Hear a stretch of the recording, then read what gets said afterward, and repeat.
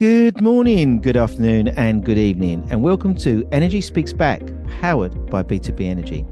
My name is Paul Webb, and I'm the founder of B2B Energy, and I'm also your host.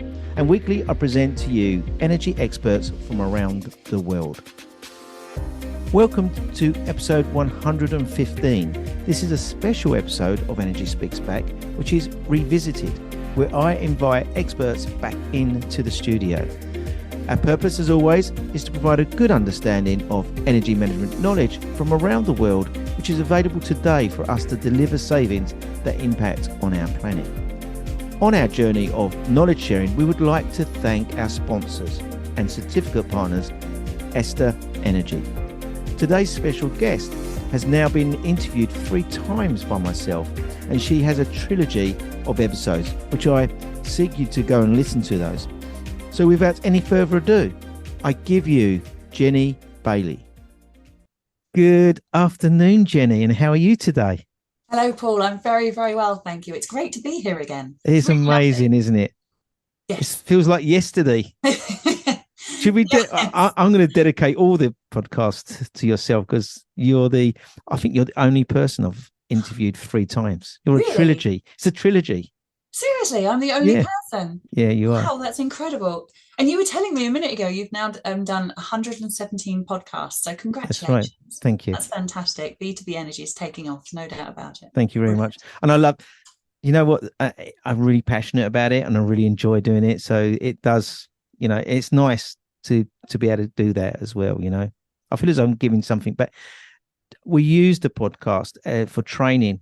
So I make all the delegates on the training listen to the podcast. Mhm. I tell them not to listen to the early ones because they get better as they But go you've along. always But been, yeah, it's amazing how many sort of takeaways that people get and the insights. It really does. It is very valuable to people. So I'm pleased about it. It made my day. I'm not surprised. I mean, out of the 170 you've interviewed, you've had so many thought leaders and kind of experts in their field and everything like that. So, I mean, I'm not surprised you use them for training because it's Mm, it's it's the knowledge, isn't it? And it's the exactly. And education, and sharing that it's knowledge, yeah, very much which so. Yeah. you do regarding your books and things. And we're going to talk about that, obviously. So, Jenny, uh, for the benefit of our audience, obviously you're in Ashford. It's I not, am. you're quite close to as the crow flies, but not as the road drives, aren't you? Because we've got the Thames in the way of us. What's the weather doing? I remember the last time we talked about the spring was coming and the bees were coming out. What sort of experiences have you seen already? Wow. I mean, last week we had lots of thunderstorms, didn't we, Yeah, across the country and flooding and all that sort of thing again.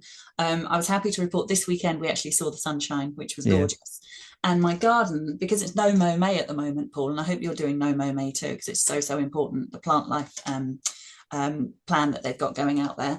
My garden is full of puffball heads of dandelions. It really Wow. is. I was going to take a picture of it earlier because it's stunning. So there's daisies and buttercups and dandelions in all sorts of stages, but Mm, lots of puffballs. So it reminds me of the Horton Hears Who thing at the moment with that right. puffball that's got a whole world on it. Did Yeah, you know yeah. the one I mean? Incredible. So yes, there's So, lots going on. is it wrong to pick those up and blow them? I don't think it's wrong to pick them up and blow them. You know, once Because you I've blow always them done it as a right, child. yeah, you used to tell the time with them actually, didn't we?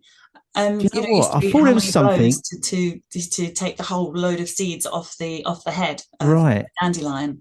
But do you know what? They can travel up to 5 miles before they Really? settle sometimes, and they're little parachutes, aren't they, with Yeah, seeds on yeah, each one? exactly. It's astounding when It's you a actually childhood. I look don't know at about one. yourself, but it's a childhood thing for me as well. Yeah, Remembering blowing them, and yeah, I was yeah. As actually long as showing you my blow, you don't girlfriend. breathe in because breathing Yeah, is really good. I showed my girlfriend how that works. She was amazed. She's from Oh, Thailand. They don't have that sort of. I said, you wouldn't believe it, but this is really classed as a weed, in people's gardens as such. yeah, we're And stopping they that wouldn't. though, aren't we? We don't do that Yeah, anymore. We're yeah, it's stopping crazy. that right here Yeah, because it's it's not a crazy. weed. It's not a No. weed. I mean, the more I've learned about dandelions, actually, the more I've learned that they oxygenate the soil. They only land and grow where they're needed. They Hmm. help the soil in so many ways. They're beneficial to the ground. It's like How can you call that a weed? And when I go and talk to children, what is a weed? How do we determine a weed? Yeah. And really, it's just a flower and planted in the wrong place. What's And the it comes common down to our intention of where we want our plants. So what's it's the us common again. It's thing not now nature. that's growing in the hedge groves? Is it growing with a white flower? It's very Well, it strong. could be. Yeah, you're absolutely right. Sorry, you were going to say it was a very strong, kind of quite a pungent smell. Yeah, nice Yeah. Well, it smell. could be wild garlic. All right. Because that looks quite similar to those that don't know, it looks quite similar to people could mistake it for bluebells, the white Right. variety of Yeah, yeah, yeah. bluebells. But it And they've is been quite I prolific. think the bluebells have been amazing this year. Yeah, they have. They're still out actually. We were Yeah. driving past some woods the other day, and we walked through some woods, and they're still out, which And is I've lovely seen as them well. growing wild in pathways as well, which I haven't seen before, and forget me nots. So it's Yes, strange how we're seeing. yes, And for me personally, and I'm sorry we're talking about this, but this is sort of part of our conversations where we're going with this today. But daffodils for me have been very prolific this year. Uh, so sorry, not daffodils. Daffodils come up early, but hmm tulips seem to be very prolific this year and very various different colours I've noticed Mm. as well. And I don't know whether that's something that's we're seeing these changes, aren't we? Well, it's yeah. I mean, it seems like our land is quite wet at the moment. That's for sure. With the amount of rain Yeah, we've had, although I think we were quite close to a drought last year, weren't we? When the summer kind of turned into autumn, it was very yeah, very parched and dry. But I think this spring has been particularly wet, and I think the land and the flowers and the plants and everything have kind of benefited from that. And yeah, they've shot up nice and early. Although there still was a cold snap, so they kind of came out yeah, early and then had a bit of a shake when the snow came down and the ice sort of froze over again. yeah. Um, but now I think they're in full bloom, and the pollinators out there are just having a great time, which is They are wonderful to definitely, see. The birds definitely. are obviously going through the nesting process at the moment of spring, and hopefully the caterpillars have all hatched in the right time for the blue tips and all the other birds out there, because they actually coincide at the exact time the caterpillars are in the woods, which is incredible. You think Mm. about it. I mean, there's so many incredible things out there. And like We we've are, always said before, you just have to take your time and notice them. we underestimate nature, don't we? Hugely. Yes, we do. We really Yes. do. Everything about it. We Yeah, underestimate it. And if we're not connected with it, in a way, more fool us if we're not yeah, connected with it, because it's so, so important to us. yeah. I mean, technology can take us so many places, obviously into the virtual world and beyond now, and different realms and all that stuff. But I think nature grounds us, Yeah. and we need that grounding every now and then to realize that that the clock's ticking out there, and nature is moving on, and it's got its own rhythm, and that grounds us. That's really important for us to connect with as well. And it's funny because we have summer and then we're into autumn and then we're into winter, then we're back into spring and Yeah, well, that's the it seasons. Yeah. it's the cycle, isn't it? And we're That's never the thing going to what I ever was meaning ever about the get clock away tick. with that. Never ever going No, to get away from that. no, that will hopefully, no, No. absolutely. Well, The this is gravitational the pull of wish, isn't everything it? and all the rest Yeah. of it. Yeah, absolutely. That will never change. And that's the constant, isn't it? Yeah. But it's the constant change. If you're with me, it's not constant stop. It will never No. stop.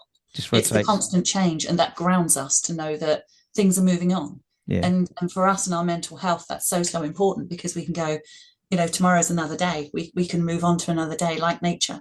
Yeah. Um, but in terms of what nature has to deal with, there's life and death and all sorts of things out there, literally in your square meter in your garden. Mm. It's like the Serengeti right there and then, isn't it? So Exactly. Exactly. incredible. Jenny, you're obviously three episodes in. The audience, if they haven't listened to all of those three trilogies, and I'm going to try and get everyone to listen to those, they need to understand who Jenny is, what's her origin story. So can you briefly go over that? I know we talked about it last time, but can you just give, for the benefit of the audience of Mhm. this episode, can you give us your background and your origin story today? Wow, I don't think we've got enough time for all of this, but I'll try and give you a snapshot, definitely. Yeah, no, thank you, Paul, for this opportunity. That's really kind of you. I can't believe I've been on a trilogy now with your brilliant podcast.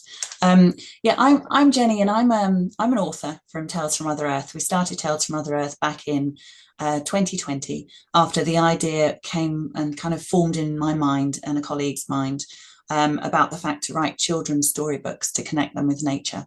That's our whole mission. The Mm-hmm. more I looked into it, the more I realized that by collaborating with organizations, like-minded organizations and individuals, so much more can be achieved. And when David Attenborough said the words that the Garden of Eden was no more, I just thought, what can I do? Yeah. He was pleading with us, wasn't he, to do something about the environment, to not to waste any resource that we had in our hands at all, and to treat everything as incredible finite materials. So I listened to that, and for first and foremost as well, with all of that going on, I'm a mum. Yeah. And being a parent, you look at the future, you look at your children, you think at the next generations, and you think, you want them to have what you have, and you think that's a given right in a way. And to be told necessarily that that's not necessarily going to be the case, it's really hard for any parent to hear. I mean, I want my children to grow up knowing how important nature is and to feel connected with nature, and they do, and I cherish that about them. And we go out and witness a lot of nature and natural surroundings, and we love it. We actually embrace it completely. But I want that always to be the case. I want the world to always be there, and I want the world to always be green and beautiful, and I want our the air we breathe to always be sweet and fulfilling, rather than poisonous in any way. I want the land always to be fertile. I want our crops to be grown correctly. Yeah. It's also so important, and it really comes down to the fundamentals, I think, for me, to connect with nature. Because if you feel connected with nature, you feel better about your life. Yeah. And so many problems are out there with children at the moment about mental health. And so it was a twofold pronged attack in a way when David Attenborough said the Garden of Eden was no more, and I just went, I need to do something. I wanted to help nature. I'm a conservationist at heart. So I wanted to help nature and help as much as I could to do what I can do in some small way to enable nature and to enable the wildlife. And also as the element of a parent, I wanted to help children with their mental health. And because I've seen the benefits from my children of connecting them with nature and going out, and you don't need to spend money. You really don't need to spend money. You can, as I said earlier, you can look at the square meter in your garden and see the whole Serengeti happening there before your eyes, with the mini beasts, as it were, running around and doing their thing. And then you can scale it up, and this time of year as well, looking at spring, there is so much life and abundance out there that you can just watch, you can just be observing the incredible wildlife and the incredible stories that are unfolding out there. And with all that going on, I just thought, if I could write some stories to enable that process, to give them that benefit of feeling that they can do something about it, which I solely believe everybody can, then I'm going to be doing something right. And that's really where Tales from Mother Earth originated from the conversation saying, let's do something. And also around that time, there was a big report coming out about the pollinators being in decline across the world. And that focused my mind very strongly on the pollinators and the bees in particular, and wanting to help them. But also wanting to educate people in the importance of bees, how important they are, what they need from us. And very simply, Paul, they need more wildflowers. With us having 97% of our wildflowers disappearing in the last 40, 50 years, no wonder bees and pollinators are in decline in this country and also across the world. But we can do things to turn things around, and it's an education to inform children and all of us, really, because when I go and do presentations at school, the teachers are there going, well, I never knew that. I'd never heard that before. So it's an education for everybody. So it's the parents, the teachers, and the children. But out of all of them, the children are the most switched on in lots of respects. They're there kind of buzzing, going, yeah, I know what I need to do. Let's go and do it. Let's go and help the bees and help the pollinators. So much so, I did a presentation last week at a school, and the teacher sent me a message saying the children after the presentation actually hounded on the groundskeeper and said, do not cut the grass, which was fantastic. Wow. They didn't want the grass cut, and they're actually turning this grass area now into a Phoebe the bee meadow because they can see everything that's coming up there. Yeah. And that's the thing, if we cut our grass far too often, and we have this need in us, because over culture, over time, it's been embedded in us to keep everything neat and tidy. Yeah. Well, as you know, nature isn't always neat And and green tidy. with it all in the stripes, Oh gosh, yeah, exactly, you know, exactly. All those stripes all and those greenery, and pictures. nothing growing on them at all. Yeah. And then the whole understanding of what a weed is, and Hmm. and Well, seeing we weeds touched on as a that bad just now, thing. the differentiation between a weed and not a weed and a plant, Mm, you know, mm. It all and comes down to your mindset in a way. exactly. It really does. I mean, my garden now is probably full of weeds in some people's understanding. Yeah. They'll go, well, you've got those yellow things growing and you've got those white things, and what are those blue things? And that's that, and that will take over.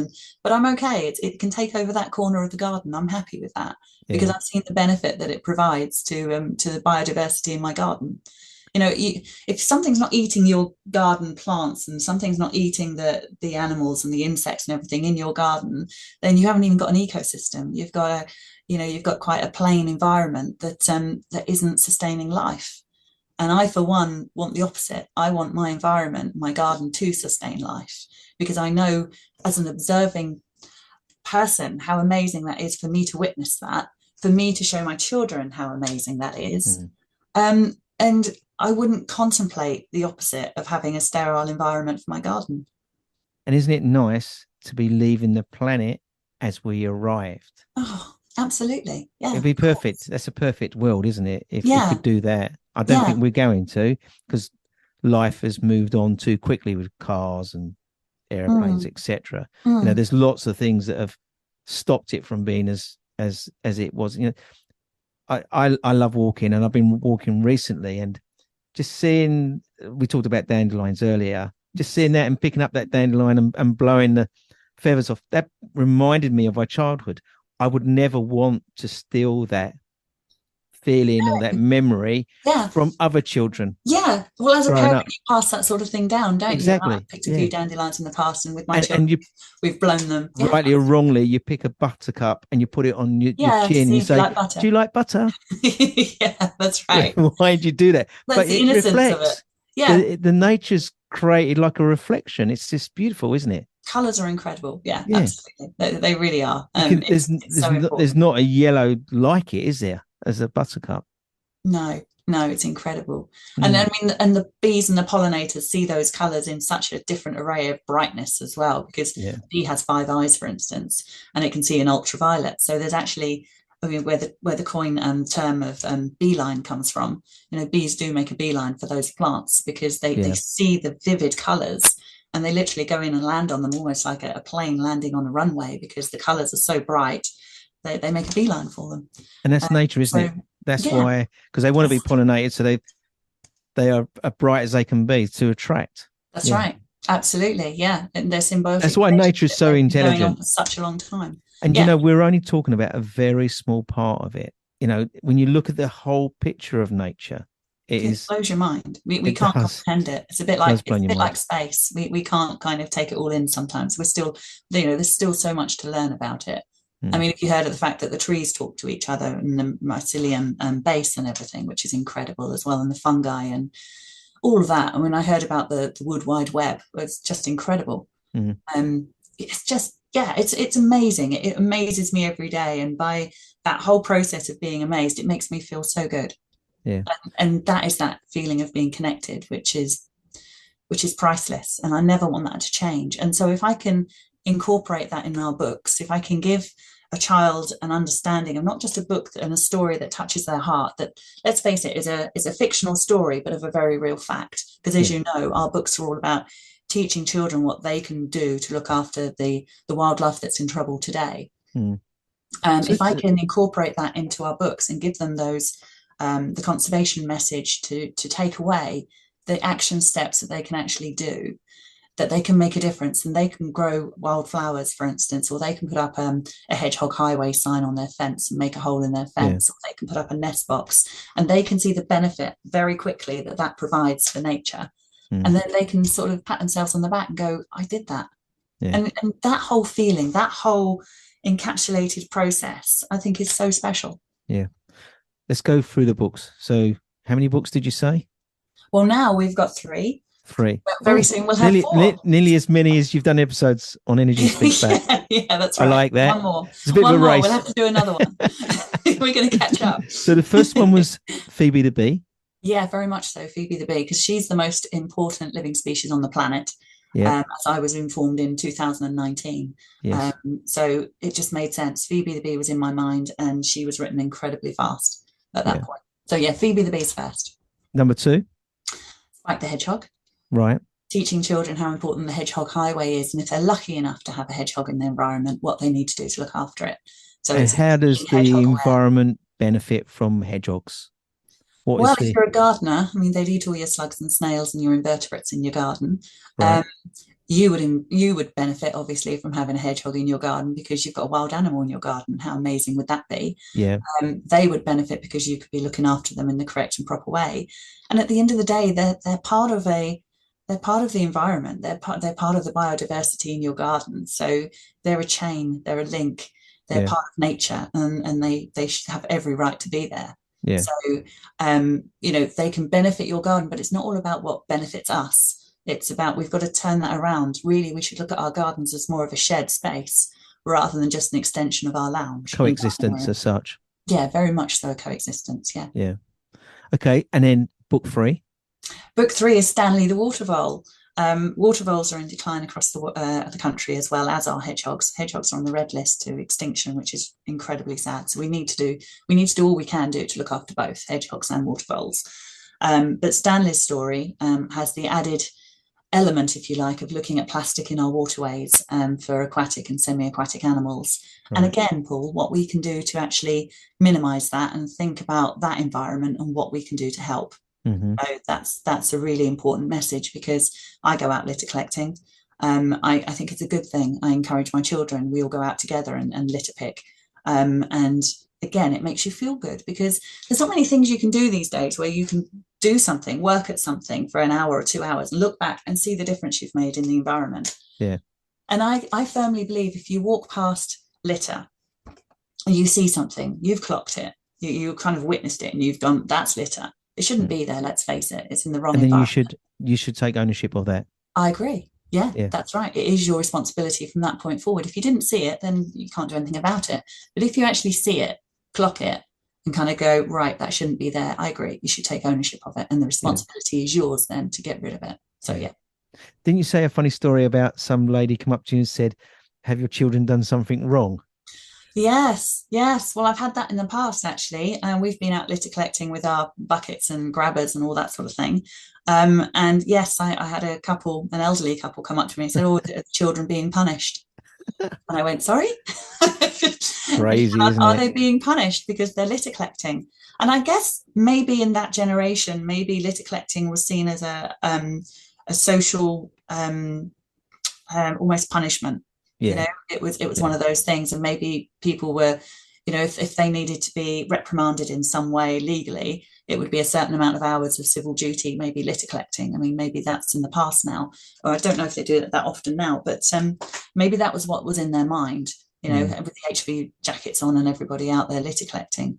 But we didn't see it as that. I've never seen it as that. I've just No. seen it as I like living in this environment and I want to make sure Make a it's clean difference. for everyone. Yeah. Yeah, and make a difference in our small way that we can make a difference. Although that's cumulative, because I think I also mentioned to you that time we went and there's a pathway from here to town that we take quite regularly, and it goes through another area of housing area. And I noticed that it was getting a bit choked, and the pathway was looking a bit bad, and the common was looking a bit bad. And so one weekend I said to my kids, right, come on, guys, we're taking our litter pickers and our buckets and we're going up here. And we did. And it was incredible. People were opening their doors and kids were coming out with buckets and gloves. And we had about 25 people, I think, towards the end of the session we were there. People were climbing trees to get balloons down from trees. Wow. And it started with just us going, okay, I think we need to look at that area because it needs a bit of a clean up. Mm. But parents were coming out, kids were coming out, more gloves were coming out, and buckets and bags, and just to clean the area. It And becomes it felt contagious, doesn't it? so good. Yeah. It becomes contagious. Yeah. And all those It's children on spreading that the right day. virus. For me, Yeah. it's Well, spreading I the guess right so. virus, isn't it? Yeah. Yeah. If you look at it in those terms, yeah, you can definitely say that. But it felt so good because all those children were laughing and happy, and they knew they were doing something so worthwhile than Mm. maybe what they had been doing in the house. And I don't know obviously what they were doing in the houses, but they were just so happy to help. Mm. And I'm thinking, this is brilliant. This is what it's all about. That community spirit of let's make a difference and for Yeah. the better. And I guess, for our point of view, it's the education as a parent, as an adult, we need to educate children that that's a good thing to do, Yeah. and it's about community. Don't So you is think? there's going to be book 4? Yes. Well, book four, wow, yes, that's really exciting. That's coming out on the 6th of June, which is World Green Roof Day. And that's where everybody celebrates around the world the importance and the benefit and the wonderful structure that a green roof is. Um, I was introduced to the world of green roofs by their past chairman, an amazing man called Mark Harris. Of Grow. And Grow is the green roof organisation that is the best practice non-profit organisation that covers the UK. And they've got a huge amount of members now that are putting green roofs around the country, and we're all benefiting from it in so many ways. So he was introduced to us through our books and what we've done. And when I met him at a trade show in London, I showed him Phoebe the Bee. And he invited me into the Grow community with open arms, really. And I've got a lot to thank him for, because I think he really saw the larger picture Yeah. of how maybe he had in his mind from word go, I don't know, but how our books and the education process can benefit their organisation in spreading the word, really, how Yeah. important green roofs are. And what they give back to biodiversity, which when I found that out, it just made sense for me to, belong, Tales from Mother Earth, to connect with, like I said, about like-minded organisations. They are one, they really are, which is Mm. fantastic. The way I Can see it, you the more can you housing we define a green roof though, please? well, it's very simple actually to define a green roof. It's any roof structure that you can put plants on, that you can grow something on. Right. Whether it's a sedum roof, which is like just natural wildflowers and sedums, or whether it's you can actually grow vegetables on a green roof. Right. Um, you can have bees on a green roof. You can have shrubs and all sorts of things on a green roof. But by the very nature of them being green, you're giving something back to biodiversity, which is incredible. So Mm. usually they're flat roof structures that have a special membrane on them that can grow plants on them. But even if you use them for sun lounging and you have pots up there as well, that's still, in my understanding, a green roof, because Yeah. it's probably not the official term of having a green roof, but because you're putting pots up there, again, you're bringing more biodiversity into the world, which has got to be a good thing. More plants, more greenery. That's what we need. So I interviewed Ian Hamilton. He's he was from a green roof organization, Okay. and they're interfacing green roofs with solar. Yes, they are bisolar. Yeah. Yeah, So if you have a green roof and solar together, yeah, solar panels work more efficiently when they're cooler. So if you have plant life underneath and around them, obviously yeah, not over exactly. them, it hmm cools the air Cools the around roof. them and Yeah. cools the roof, therefore making the solar panel cooler, therefore increasing the efficiency. Perfect for So the energy. two go together. They do. It's a massive plus. They do. Yeah. I mean, and there are other benefits to having green roofs as well, which is incredible. But yes, you're right about bringing down the temperature is so important. Yeah. But I guess from my point of view, I mean, the energy side of it is brilliant, absolutely brilliant, and that's really good to comment on, because that's so Mm. true. But from my point of view, with all the houses and everything that are being developed at the moment, if we could, give them green roofs. Yeah. I mean, what we'd be taking is the footprint of the land, which we're taking quite a lot of the time, but we could give something back, which I think Yeah. is so important. And you've got birds nesting on green roofs. You've got red black starts, or black red starts. I'm not quite sure on that one. I'll have to speak to Dusty of the Green Roof Organisation. I think they're black red starts, but they're nesting in the shrubs and the trees that you can have on green roofs. You've got bees nesting in cob walls, so it's the solitary bees. You've got lapwings, because Mm. some people put shingle on a green roof as well. And nature is finding these environments and benefiting from them. If you're on a green roof, for instance, you haven't got the land-based predators with hungry eyes looking at you, have you? You've Yeah. got the falcons and the birds of prey still, obviously, which you have to consider. But then there'll be camouflage issues and all that sort of thing that Yeah. wildlife will be able to manage. And what about water as well? Because if we've got loads of green roofs and we're absorbing all that water at the roof, Yeah, it's not going into the drainage, therefore not putting pressure on the drainage system, Exactly. therefore not creating floods Yeah, possibly exactly. going No, forward. no So possibly about it. It's true. Yeah, it that's all right. adds up, doesn't it? It does all It's a add up. plus plus It win-win is. situation as It such. is. And that's why I'm Yeah. delighted to be a member of Grow. I'll just show you that I've got their little pin that I wear with pride. Because it just makes sense. And for Mark to have that understanding of looking at the bigger picture, there you go. That's the Grow logo. Right.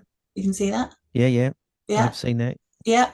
So when they asked me about, they loved the idea of Phoebe the Bee and some of the other books, and they loved the idea of what we were doing in educating children, we started quite soon after that discussion, really having a discussion about doing a book about a green roof and the benefit of green roofs to inform children how important green roofs are as a structure, like we've just discussed some of those points, Yeah. but also to give back to biodiversity and for children to understand the need and the necessity for green roofs. And Green Roof Organisation have their slogan, every roof should be green. And Yeah. I kind of tend to agree with that. I really Yeah. do. For all the reasons we've discussed and more. So I wrote a story called Journey to the Green Roof, which is going back to our insect world and our pollinators world very much so. So it's a story of Freya, who is a hairy-footed flower bee, so she's a solitary bee, and Sarah, a seven-spot ladybird. And it's their journey that they each take and the adventures that they have along the way Where do to these get to the names green come roof. from, by the way? Stanley. What is Stanley that? the water roll. Where did he come from? I don't know. I really don't know, in all honesty. But when I Oh, you get a name, disappointed me. I'd have thought yeah. he was going to say, well, he's my No. granddad or I something. take some time. I really take some time to get my It's names right. amazing. I really do. There needs to be not just a buzz in me about it, but it needs to sound right to me. And I go Because they through don't this. rhyme, do they? No, They're not rhyming, but no, they they be, don't. it's funny because they become the character. I like the Yeah. way they become the character. Yeah, it's a hard one, Paul, in all honesty. I mean, Phoebe the Bee was, I yeah, get she Phoebe was because always Phoebe the Phoebe, Bee. yeah, It yeah. kind of made sense to me, Phoebe the Bee. Spike the Hedgehog, I guess for children's eyes, Yeah, again, Spike, I Spike would get make that the one hedge, because it's got absolutely the makes sense. spikes. But Stanley, I mean, yeah, the water vole, I'm not sure, but I just remember thinking it and thinking it in my mind. I went, yeah, that's it. I get a good feeling when a name comes to me and I go, yeah, Right. that's it. But sometimes I ask my kids, actually. When I was writing Sunny the Swift, I was kind of saying, because Sunny's got a partner as well, and I was kind of going, right, let's think about names. But I love that. I love that creative process of Yeah. thinking of a character and thinking of the name for that character, and it has to fit. It Mm. has to fit.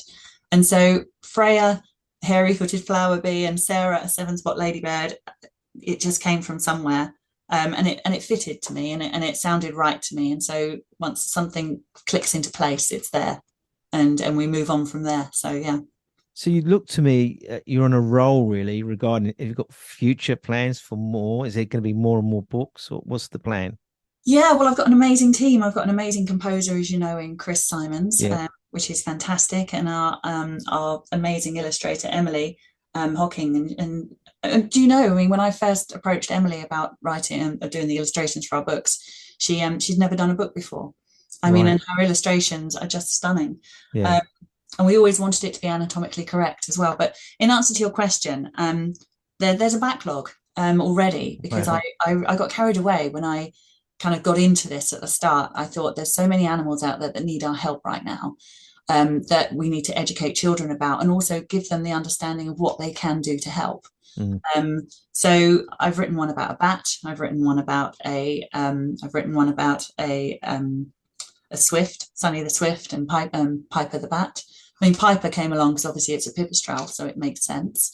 But again, there's so much we can do to look after them. Yeah. And I've also written an epic that needs some editing, and that will be coming out one day as well. And I can't tell you much about that one because yeah, that's kind of in the distance there, but it's done.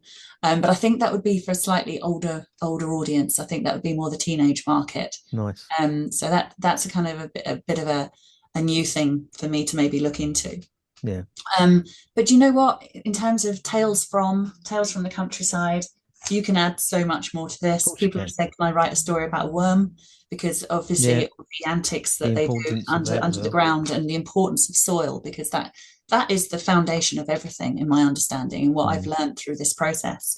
And then also reptiles. People want me to write stories about snakes and that kind of thing as well, adders and all that, just to give people that understanding and that connection. And you get children that love reptiles, you get children that love birds. Obviously, Bandit the Blue Tit will be coming out hopefully towards the end of this year.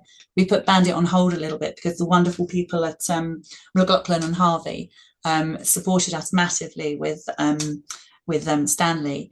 So we pulled Stanley a little bit ahead of Bandit, because actually Stanley is changing so many children's lives in a way. They're doing litter collecting champions that they're actually making when they go out to schools, when they do with Stanley, and they get little certificates, Stanley the water bowl certificate champion, litter champion certificates, and they're all out there collecting litter, which is incredible. Just incredible to think that from an idea, tangible results can actually happen, and children's minds can be opened to an understanding that will stay with them for life.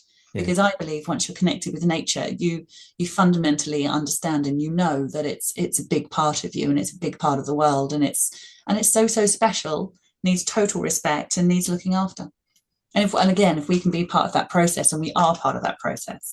I remember the first person that mentioned that to me when I said, I want to somehow make a difference and make this work, and they came back to us and they said, "That's what you're doing." I was quite choked. Yeah. I really was. I think they're amazing. I love the you mentioned the artwork earlier. We're looking at that behind you now. That's just beautiful, isn't it? The Phoebe, yeah, it is. It's stunning. And obviously, when we go talking about dandelions, dandelions, obviously Phoebe's favorite flower, favorite bloom. She looked out for dandelions because, again, that highlights the importance of dandelions in children's minds, and that's really important for all the reasons we discussed. And Stanley, oh my goodness, Stanley, bless his heart, when he, the waterfall where he lives near gets choked with plastic. And, and there he is in his burrow where we're helping, we're doing the stream clean, but he doesn't know that. And he's sitting there so scared in his burrow. Right. So although we're trying to do everything we can do to help the wildlife don't realize we're there to help. No. Or some of us don't, we've got good intentions. They're just they're just sitting there quiet as a mouse and hardly daring to breathe. And so it's bringing all those aspects into children's minds. And what I've done with the books is kept them very simple, I think, in a way, because children are bombarded with so much tech, so much stuff. Yeah. Sometimes I just go out and simply pick up a book and read to the children. Sorry, when's the release date of book 4? Yeah, Journey to the Green Roof, which it's our first commissioned book, actually, which is incredible. It comes out on World Green Roof Day, which is very apt, the 6th of June. 6th so not of June. Long. It's in production. It's being printed as we speak, which is really exciting. Really, so this really will be good timing for it, and we'll have to try and do some more launches. This will go out Friday, so we'll have to do something nearer the time as well. Oh, that'd be amazing. Because we need something with you holding the book up. Because it wouldn't be a proper podcast without the book, would it? No, absolutely. We always. So have you got all 3 books in front of you now? Can you show the books? Yep. Because this will go out on YouTube later. Wow. All 3 books. I don't know which one you want in the front. Which one do you want in the front? Phoebe. So there's Phoebe. There's Phoebe. Yep. There's Phoebe the bee. And that book's been to Bangladesh and Thailand. We sent it out, do you remember? And Singapore as well. And Singapore, brilliant. Incredibly. It's in America, it's gone to. It's fantastic. Gone to Australia. Fantastic. Parts of Europe. And lots of children are really engaging with Phoebe, which is brilliant as that message travels around the world, really. And it just makes a difference, which is brilliant. And then we've got Spike. He's obviously nocturnal, so it's a little bit darker than the front cover than the others. But Spike the hedgehog's all about the Hedgehog Highway and looking after hedgehogs and being more hedgehog aware. And then we've got our latest, which is Stanley the Water Vole, which is looking at the issue of plastics. And all these books have music to them, don't they? That Chris put together, composed something. They have music and also our 4 tracks. And we've actually got QR codes now in them. So there is a CD in each one. I haven't gone away with the CD just yet. Yeah. In fact, the book that's coming out, Journey to the Green Roof, that's the first one we haven't got a CD in. But it's not Tales from the Countryside series. It's actually Tales from the City. So who knows, in the future, Paul, there may be some more Tales from the City coming out that I can write. But at the moment, it's Tales from the Countryside that I'm still completely focusing. invested in developing and more books coming out, Tales from the Countryside. But then who knows? We can do tales from the ocean. I've been approached about writing stories about seals as well, Oh, definitely. and Yeah. just tales from the jungle, tales from, it can grow. It really can, because there can be tales from all sorts of areas and elements. And as long as that fundamental element is there, whereby children and adults and parents can actually do something to support, to help that animal that they've read about, that they've connected with, to feel that they're making a difference. That's the whole element that is perpetuated throughout our work. So when you have you have the puzzle, you have the fun facts page, you have the conservation message. It's all aimed at underlining those issues of, we can do this, we can come together, we can help, we can make a difference for this animal that needs help right now. Yeah. So putting that to any animal, really, because when I do my workshops, when I go in to see children in schools, I sometimes talk to them and say, right, what animals need our help right now? And it just focuses child's mind to kind of think a little bit bigger than maybe their classroom necessarily, and their needs. And they come up with polar bears and owls and foxes and elephants and tigers and all the the big ones out there as well. And really, what we all sort of surmise after that is the fact that they all need our help. They are part of the living world as we are, and we all need help.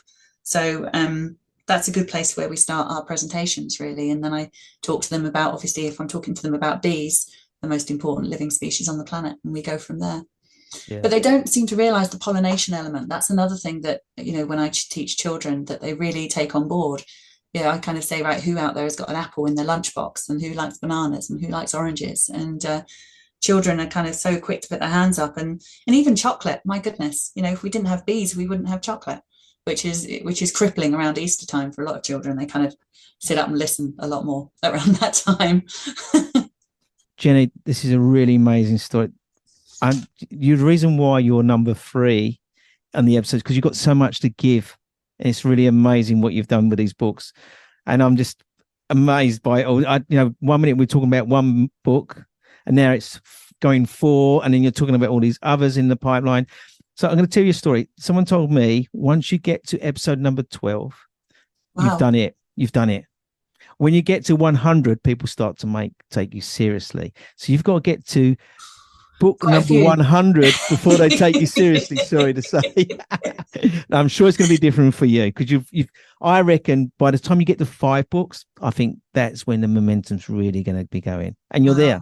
You're there. You're doing an amazing job. I love talking to you. It's brilliant. Oh, bless your heart, Paul. Thank you so much. I mean, I've got to also say, with the book that's coming out, The Journey to the Green Roof, we have about 34 sponsors on board, which are getting completely behind it. So we'll have, and Fantastic. I'm so grateful to them for their very, very kind support through Grow as well. So they're Grow members, and they're going to be going out and doing their own thing with the book, and going out to schools and doing their CSR work and that sort of thing. So we've almost got, you could look at it in a way as thinking we've got 34 champions that are out there supporting Journey to the Green Roof, because it's their industry, which is wonderful. I'm off to Thailand in September. I would like to take book 2, book 3, and book 4 with me, and I'll make sure that they all get read, and we get some publicity going for you out there. So thank you for that. Paul, you're incredible, and thank you for what you do as well. And I'm absolutely honoured that I'm on here for another time on your podcast, because 117 podcasts is incredible. So you've obviously got over that 12 and 100 sort of element. So people are seriously taking you serious. Appreciate it. And you've made it, Paul. Definitely. We're gonna have a picture up, and it's gonna be, why have you got all those Jenny Baileys on there? It's been brilliant. Thank you very much for your time today. Thank you so much. It's such a joy to catch up with you, Paul, and stay well, won't you? Keep well. And please, you and your family stay safe in these times. Likewise.